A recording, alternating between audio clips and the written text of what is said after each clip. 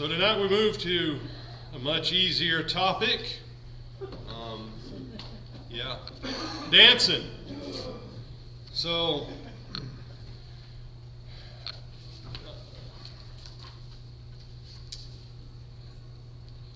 dancing is one of those. We're going to look at the basic passages that deal with it and look at some side consequences, and then we'll look at some practical application in our world today. Dancing in the Bible. Okay. When the children of Israel crossed the Red Sea, they did a dance of celebration. Okay, Exodus 15. 2 Samuel 6, when David brought the ark back into Jerusalem, he danced. All right. In the New Testament, we have two kind of dances of joy and celebration. We'll look at those in a little bit more detail.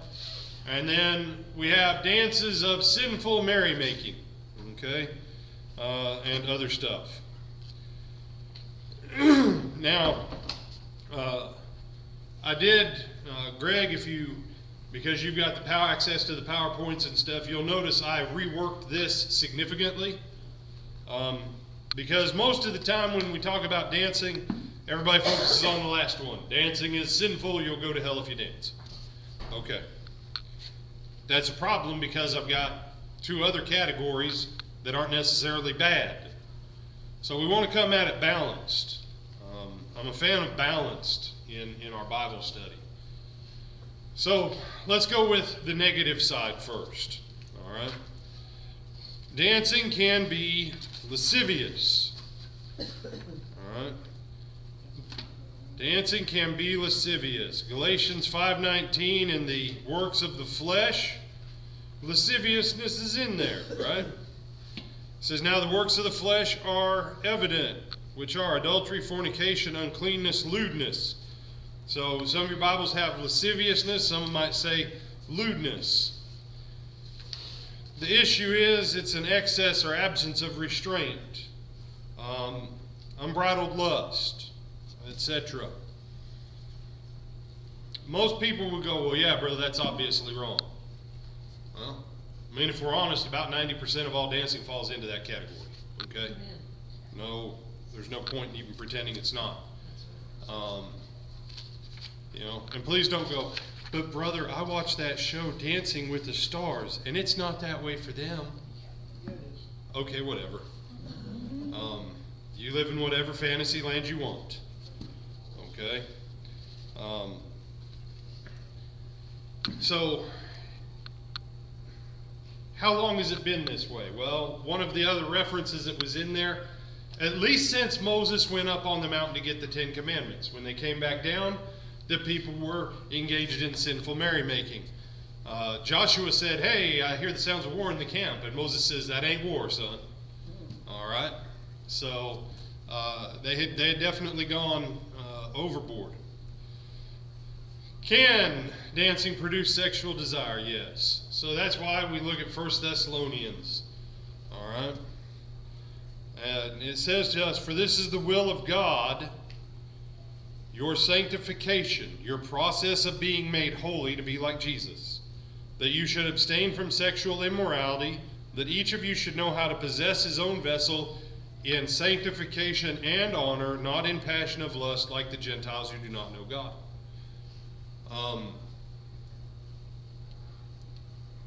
Dancing, in most instances, is possessing your own body in a manner that does not lead to sanctification and honor for God. And it frequently is to incite lust. So just the general premise goes against the overall scope of the ideal of this passage. All right? And if you didn't know this, and I don't care, it was a doctor guy that, said this. If you need a quote to understand that this can result, I don't know. I don't know. Dancing, though, is often associated with other sins. Now, this part is in here more for the youth, but it applies just in general.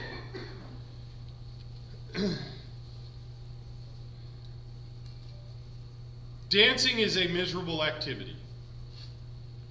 All right? So, no, it's not. Okay.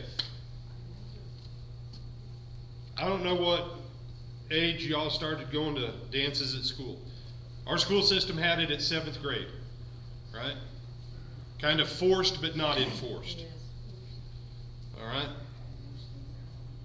So you stand out there on both sides because the last thing you want to do is be on the floor and look like an idiot. Right? This is always the danger in dancing, looking like an idiot. And you say, wait a second, Brother Brown, I thought you said the danger was sin. No, we're talking about why dancing can lead to other things. I remember that an 8th grader had secured a bottle of schnapps. Now, it was originally circulated, he had Everclear and was sharing it with anybody who wanted some Everclear so that they could dance and relax. It was actually schnapps. And it was only a pocket flask sized bottle, so I don't know what he thought he was going to do with it. But that was the first dance of the season that alcohol was brought to.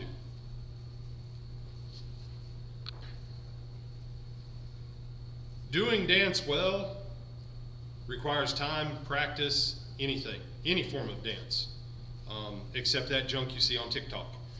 Okay, and if you're on TikTok, get off of it. Okay, you say, what about YouTube Shorts? If they're dancing on it, get off of it. Right? Don't increase their viewership.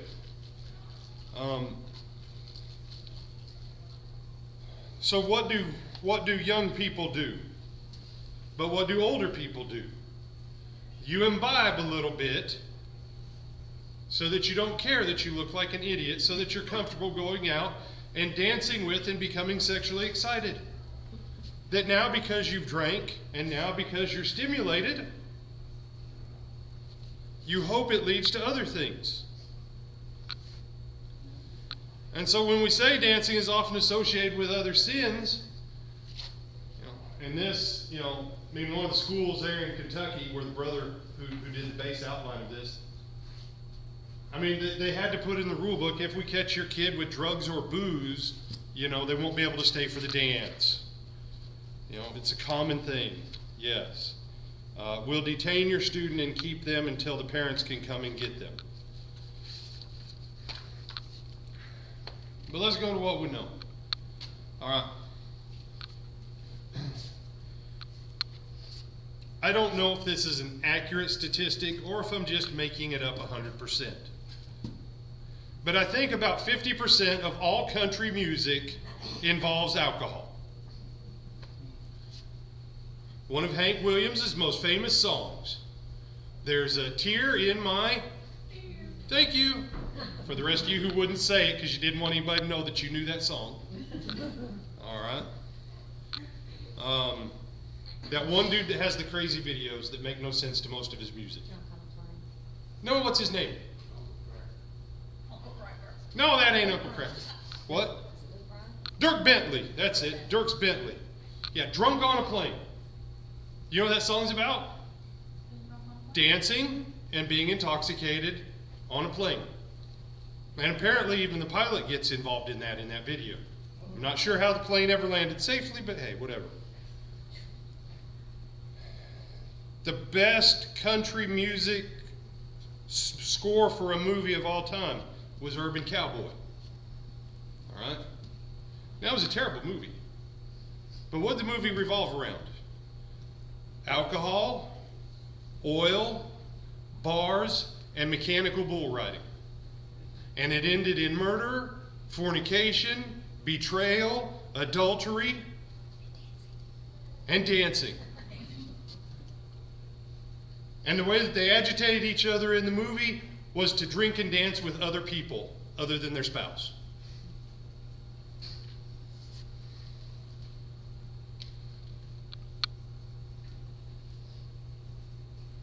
They don't serve drinks just because. They want to relax you to spend more money. More liquor, lower inhibitions, and, you know, may or may not lead to temporary physical encounters. That was the delicate way of me saying other phrases. Drunkenness and fornication are two of the most common sins for which popular dancing is a facilitator. Well, you know, it's just a couple shots of whiskey. That's all.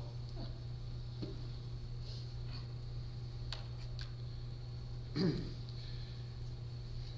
he said, well, brother, we know all this. I know, but anytime I've ever taught on this, people try and argue with me that it's all about what's in your heart. And if you're not drinking and you're not there to fornicate, then it's okay. Let's see, how many more pages till we get to Sally's favorite point? Here it is. This is Sally's favorite point, and I can't argue with it. Most dancing, just like most drinking. You know, it's awful hard to go from the honky tonk when you were dancing with your best friend's wife and he wasn't there and say, dude, you should really come to church with me. I love Jesus. I loved your wife last night on the dance floor. Oh, nothing happened. It was just dancing.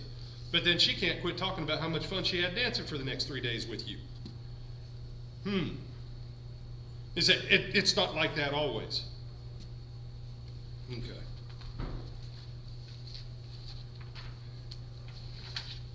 So now we get to the main part of this lesson. All right. I said, man, we're going through these slides quick.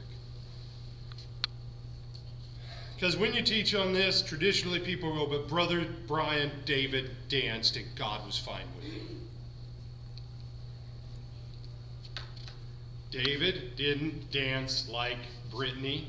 David didn't dance like Miley, and David didn't dance like Elvis or anybody else. Okay? That was not David's dancing. You say, how do you know? Because I know what the Hebrew words are. There's four Hebrew words that deal with dancing. The most common Hebrew word is rakad, and literally means skipping about. If you want to see what this dancing looks like, you go to a playground and little kids just skipping and dancing and jumping around and goofing off. That's the closest to this Hebrew word. It really is. What? And in a football game, they skip. Yeah, we won't talk about that. Okay. That's the most common. It's not about being close and breathing and all that. Okay? The terms used in reference to David, and there's two terms in that passage. One denotes the flexibility and the agility of movement. And I know David had to be extremely flexible and agile because of his skill on the battlefield and how he was able to maneuver on the battlefield and kill so many guys and not get killed. He had that flexibility, that agility. He had that natural, you know, football is the closest thing most people have ever seen. The guy that can run through everybody on the other team, they all touch him, and he turns, and he spins, and he never loses the ball, and he runs the next 85 yards, and everybody's panting and throwing their helmets down, wishing they could catch up to him. And it makes it on one of those highlight reels 50 years later. This was the most amazing that we ever saw. In your head, picture a running back going through the entire defense and maneuvering and all that. That's David's kind of flexibility and agility. The other term can mean whirling or writhing, and the writhing can denote as in pain or agony. So I figure that David was probably doing something from these two terms kind of akin to Hebrew Mikhail Baryshnikov, right? That he's jumping and spinning and turning and just here, there, and yon. Because that would be what the words would suggest if it's got whirling and the flexibility and agility of movement. You say, well, you don't know for sure. No, but that, and I can see why his wife would have been mad about that. Because he was out there in a linen ephod and not much else, and all the girls of the town were seeing how wonderful and handsome and what a great dancer David was. Okay? So even in this example of holy dancing, Did it lead to strife between spouses? Yes. Yes. All right. So dancing in the New Testament. Dancing in the New Testament. All right. We're going to look at all of them. All right. So if I get someone to open their Bible to Matthew 11:17. Sandy, if you grab Matthew 11:17. Phyllis, you look like a dancing reader tonight. Luke 7:32. Luke 7:32. We're going to look at this one first. All right. We're going to look at this one first.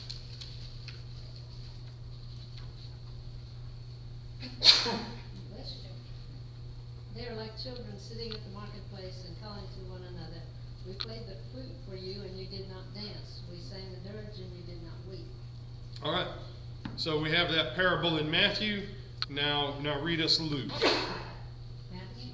Yeah. That was Luke. She read Luke. All right. Read Matthew. Okay. They so Matthew close. 11:17. And saying, we played the flute for you, and you did not dance. We mourned to you, and you did not lament. All right. So in this instance, the dancing that Jesus is referring to in this parable is the dancing that little kids do when they're playing. All right. No one has ever quoted these to me in favor of dancing anytime they've argued with me in church.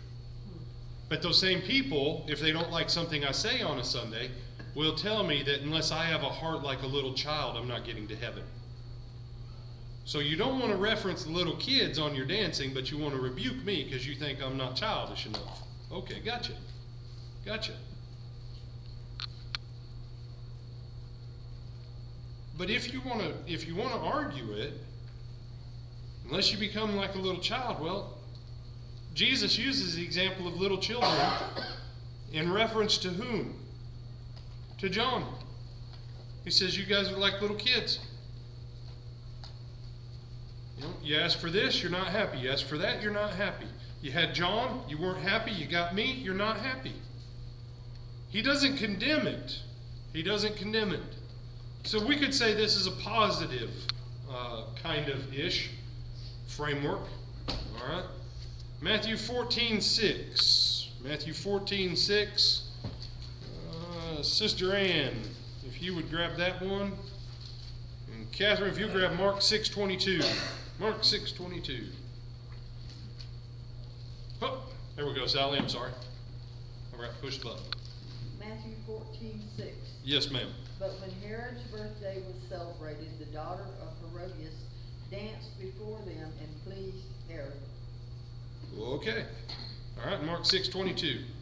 And when Herodias' daughter herself came in and danced and pleased Herod and those who sat with him, the king said to the girl, ask me whatever you want and I will give it to you. All right.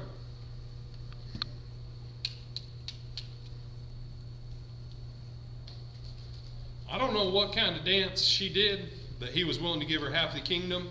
And when she asked for murder, he said, all right, I'll give you murder. Apparently it wasn't like the children. Good It was point. more of an anomaly. Yeah. You know,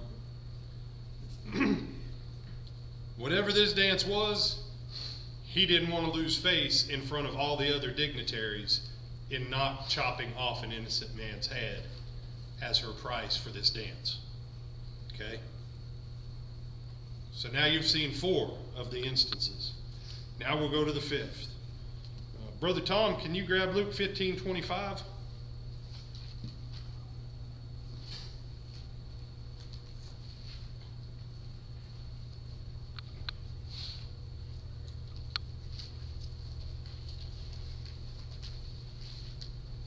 Now his older son was in the field, and as he came and drew near to the house, he heard music and dancing.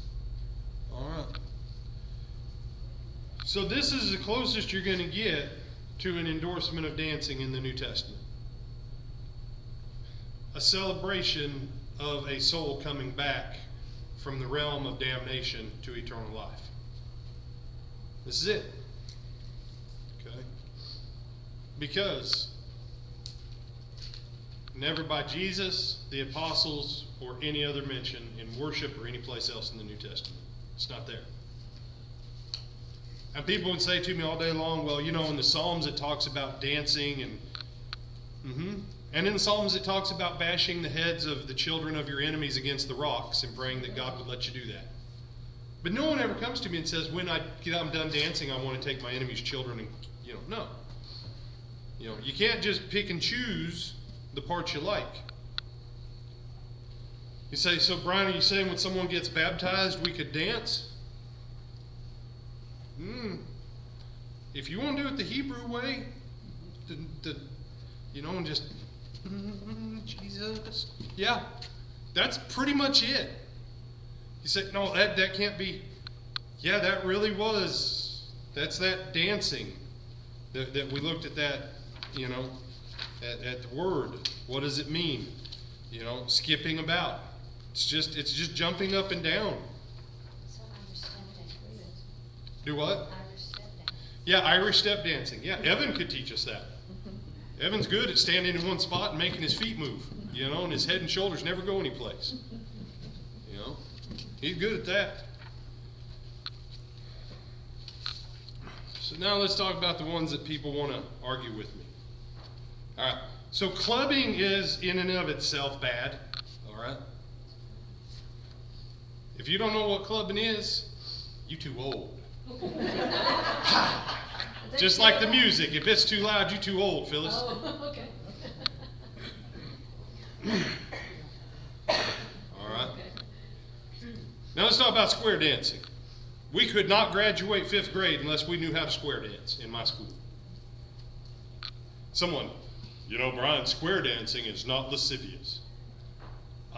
I know more than a few people that they met their 2nd, 3rd, or 4th spouse while they were dancing with their 1st, 2nd, or 3rd spouse while they were square dancing. Like Butler Social Club. Yeah. All right. Line dancing. So, brother, line dancing doesn't involve touching. I'm sure no one else ever went to a country music establishment and ever did line dancing except your preacher. Okay? All right. See that line in there about visual stimulation and excitement? That's when you're in the 3rd row and there's 4 girls behind you, and every time you turn around, they're looking at you. And then every time the girl in front turns around, you're looking at her. That happens in line dancing. You say, well, square dancing is different because you keep your distance.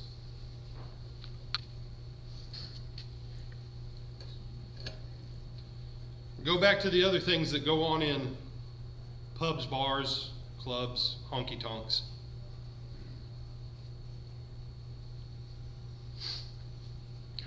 Tell you why dancing is extremely dangerous. The more you dance with someone to a very specific beat of music, the first thing you do is you get your step in time with each other. As you hold each other's hands and you're holding different body parts, it starts to sync the beat of your heart, and it also starts to sync your breathing. So that when you look in your eyes, in that moment, you are perfectly synced and timed with another human being in total close intimacy of everything except intercourse.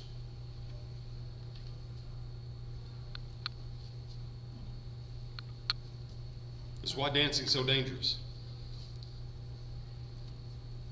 I've had a few friends over the years, they're like, yeah, I take my wife dancing, she likes dancing with so-and-so. And I did. I looked at him, I said, are you an idiot? I said, A, you need to stay out of those places. And I said, B, you need to quit letting your wife go out there for 2 hours and dance with someone else. I said, well, that's my best friend. I said, I wouldn't trust him that far, dude. He said, no, because I had a couple friends that they found out. Oh, dude wasn't their best friend.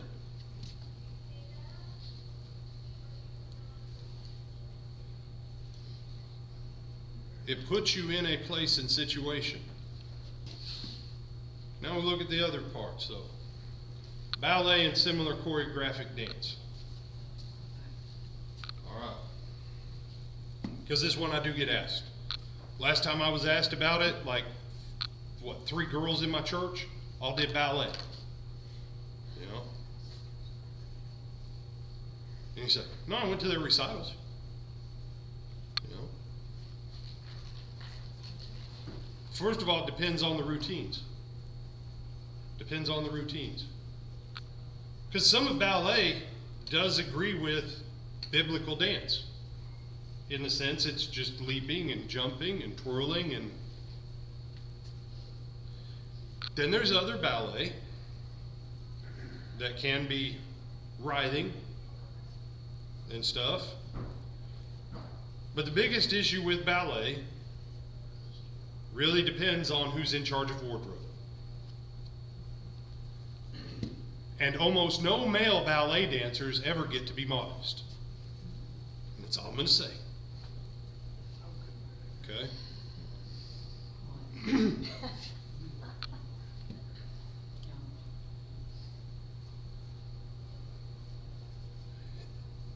And at the heart of this, and I mean, you know, if I can share part of our conversation, Sandy, at dinner, part of the challenge of this, if you're familiar with Stevie Nicks and Mick Fleetwood, there was another woman, Mick Fleetwood's wife. Who knows what Mick Fleetwood's wife's name was? Lindsey Buckingham. Now, she wasn't near as cute as Stevie Nicks. Stevie Nicks is cute like a pixie, right? You say, how's a pixie cute? I don't know, they're just cute, right? After enough time of them touring and being in such close proximity, Mick Fleetwood decided he liked Stevie Nicks more than he did Lindsey Buckingham. And that's pretty much the end of Fleetwood Mac. Pretty much. Garth Brooks and Trisha Yearwood. For those of you who like them, shame on you. Vince Gill and Amy Grant. Shame on you. Okay? When you do activities that involve music in close physical proximity to other people, it does things with your psyche, your adrenalines, your endorphins, with your breathing, with all that, that just the very nature of the venue creates a bond that the only thing more intimate is sexual intercourse. That's it. There's nothing else more intimate. This is the danger. I'm not saying that all dancing's wrong. I'm saying if you want to do, I mean, if you want to do dancing like, God gave a sanction on, of jumping up and down or just kind of skipping like a little kid, cool. Cool. Someone asked me, they said, what about dancing with my wife? Dancing between spouses is intimacy and privacy. It's not unlike the intimacy that's in Song of Solomon. Right? But I've known Christians who are like, brother, I don't read Song of Solomon. Why not? Why not? You say, brother, is that book what I think it's about? Yes, it's a good book. It's a good book. Okay.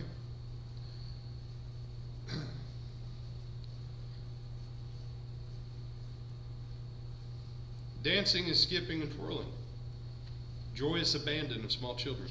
There's no scriptural injunction against it. Okay? No injunction against it. But no one has ever said that's what I want to do.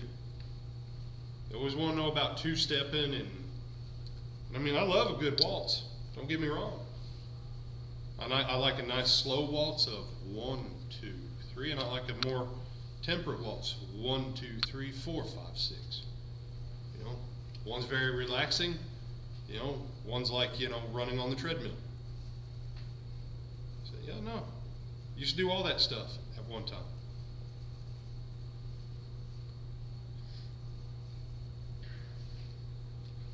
But when you try and bring it into the church, you got a problem. There is no command, there is no example, there is no inference. There is no way. And when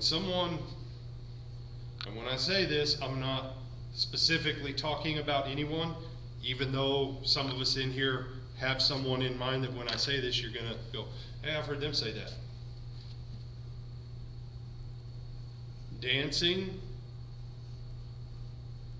in worldly things, even if you keep it basically innocent, is not, cannot, and never will be worship. It's just not. It can be entertainment. It can be socially and educationally enlightening. The only thing that you can call worship is what God calls worship. If He doesn't say that He receives it as worship, we can't call it worship. Okay? You can tell the IRS that you're sending them 900 stones that are shiny out of your rock polisher because that's how you're paying taxes this year. They will not accept that as valid currency. Okay?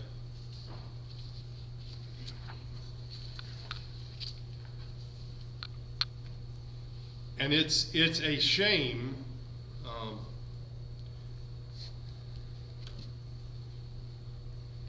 because we do some dance in the church.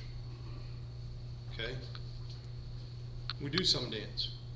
We generally only do it 1 or 2 weeks out of the year. Right?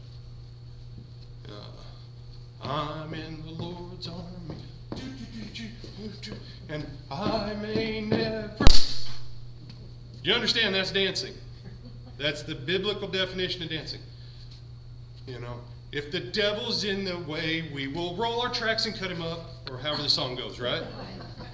I don't know why you making a face. I mean, the song ain't chariot wheels running over you ain't good. You understand that, right? I'm just taking it, you know. Well, that's dancing. That is what little kids in the marketplace. That's dancing.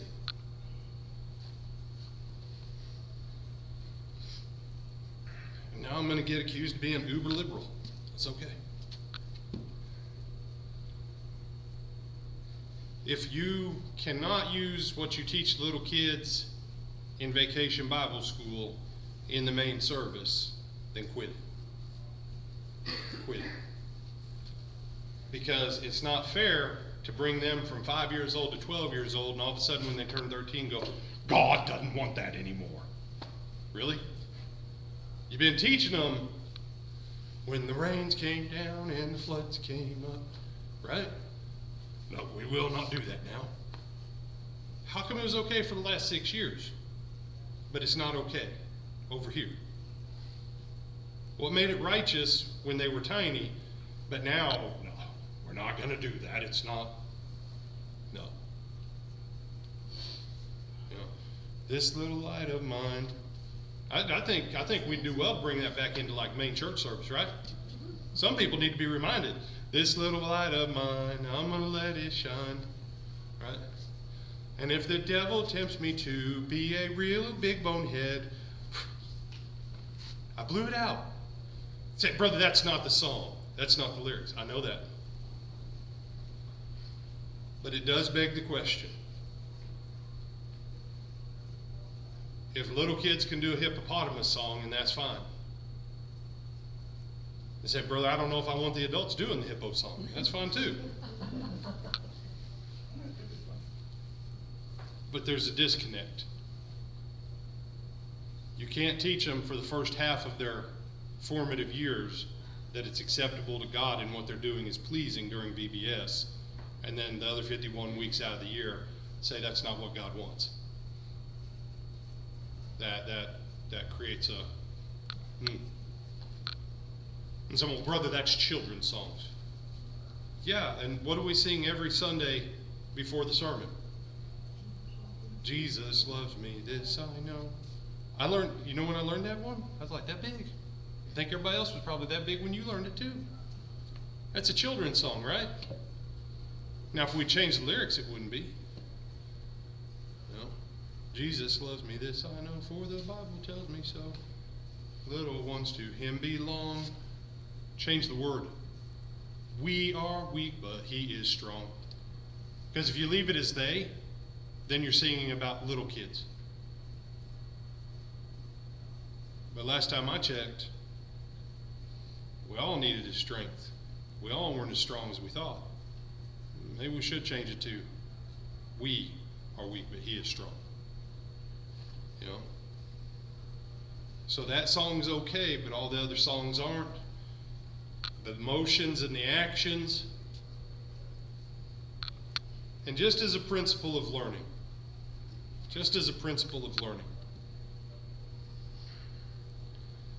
do you know what happens to your retention level when you engage other motor skills while you're doing something verbally, auditorily, or visually? Goes right through the roof. Had a sister in Christ. She could not understand how come bad things happened to her. Finally, one Wednesday night, I said, "Sing the song with me, sister." And the rains came down and the floods came up. Right, we got all the way through the song. I said, "Let me ask you something. Did the rains coming down and the floods coming up change for either person's house?" She said, "No." I said, "All right. Do you understand the same storm hits the solid house and the poorly built house? It's the same storm." I said, "God's not mad at you because it's the same storm. The same storm that hits you is the same storm that hits the next guy. And it's not because God's trying to punish you." I said, "Learn the song that we learned as little kids and understand its deeper application to your entire life." And she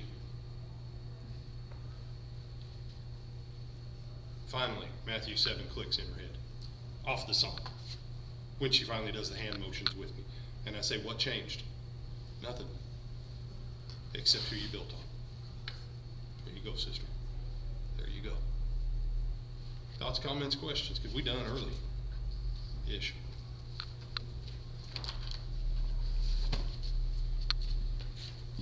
Here you go, Sally. You don't have to take notes. Just give you that one.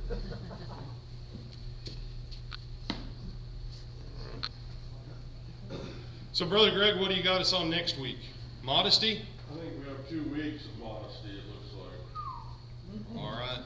Everyone wears something modest. All right. So, I don't know if you get the easier topics or if I had the easier topics. Well, mine are not quite as touchy, maybe. Yes, mine were easily clear cut.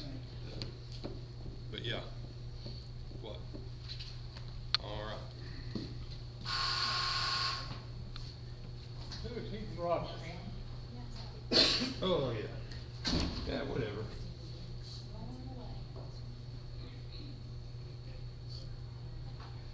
Yeah, that's it.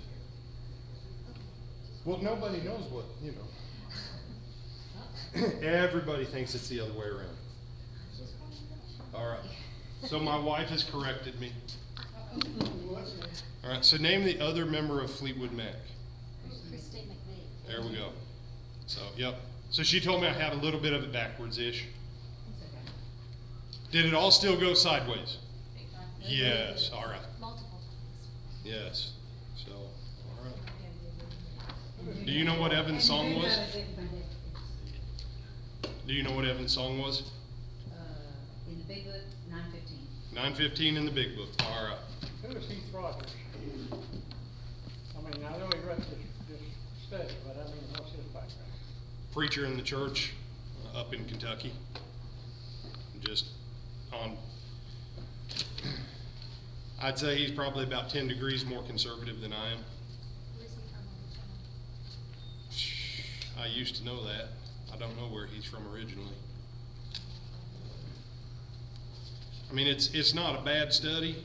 No, worldliness is a huge problem. I mean, It is. And it's not just dancing and drinking, there's a lot of other things involved in worldliness that we need to fight as Christians, and it's hard.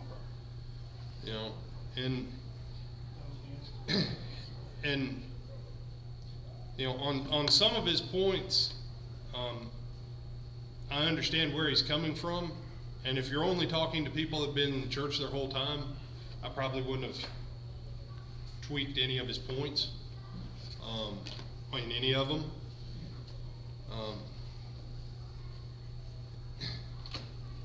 But when you think about worldliness, okay, and I'm going to use this, I'm not picking on you. How long ago was it tell you and I, if we'd have had a ball cap on our head inside the building, in the church building, that we'd have been thumped. Well, I've been thumped already, so you see what my hair does on Right, Saturday. right. If Martha Powell's here, I've already been thumped. But, you know, but it's, in this study, and the study's a good study, when you look at how many things we've given ground on, because we said, well, it's that point's not that big a deal. Well, you know, if you only lose a yard at a time, it's not that big a deal. But when you lose 100 of them in a row, man, you got a problem. Come on, y'all. Come on, y'all. It's still, you know, we live this life, I can say from myself, seeing how close to the edge I can get without falling over the cliff, instead of seeing how far away from the cliff I can get to get close to God. And that's been an issue in my life, all my life. Yeah. And, because of the culture in which we live, the truth does not change, but how we approach people in those aspects of worldliness, whether in the church or outside, we need to have a better approach than what we've had in the past. Because we're not on common ground anymore, you know, and that's the other part. 9:15, Evan, trust and obey. Right, you gonna come sit right here so you're almost ready? All right. Because, I mean, you know, be honest, how many of us 30 years ago would have thought that we'd have to deal with the issue of transgenderism in the church? And that's, you know, so we want to have a better answer. And if you didn't like mine tonight, by all means, shoot me a text, shoot me an email, let me know what you liked or didn't like. And if you have a different approach on how you think it could have been better, let me know. Let me know. I'm happy to. I always want to bring the best, strongest, most convincing lesson to help all of us be better. So by all means, share any thoughts you have. So 9:15 will be our song of invitation. What are we doing? First and last? First, third, and fifth? What? First and last. First and last. All right. All right. We hope to have a better update on Sister Eileen. Lee is in town. Lee is getting things taken in order. And Sister Eileen is home from the hospital, we do understand. So, She went to the doctor. okay. So we hope to have a little bit better answer on that in the very near future. Tyler, what time are y'all leaving Friday? Registration on Friday starts at 6 p.m.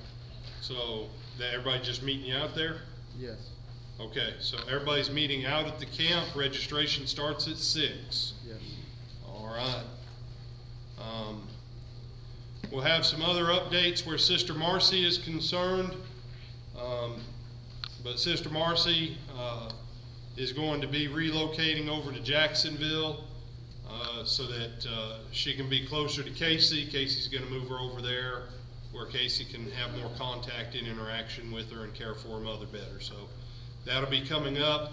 We'll have a sign-up sheet until she leaves. If we can get a few people, and the sign-up sheet will be out Sunday. If we get a few people that'd be willing to go by, take a meal, and just visit with her for a little bit before she leaves to go to Jacksonville. You can visit her in Jacksonville. When is she leaving? What we figured, we're about 2 or 3 weeks. Yeah, she's putting her in, January January 30th. 30th, so, She'll be moving into the home. okay. So about 2.5 weeks on that Monday. So keep Marcy in prayer, keep Casey in prayer. What else do we have that we need to be mindful of right now? Yeah, Brother Greg. Of course, some people may know that Johnny is not doing well at all. In fact, I talked to him on the phone yesterday, and he said his doctor told him that the doctor said that you're at the end of stage 4 of your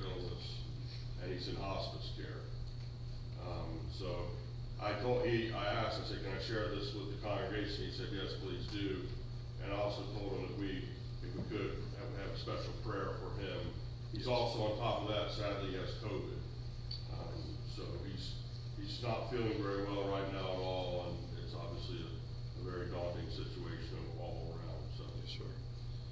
Well, at the end of the service, would you mind offering our closing prayer and having a special section of prayer for Johnny? Yes, sir, I'll do that. All right.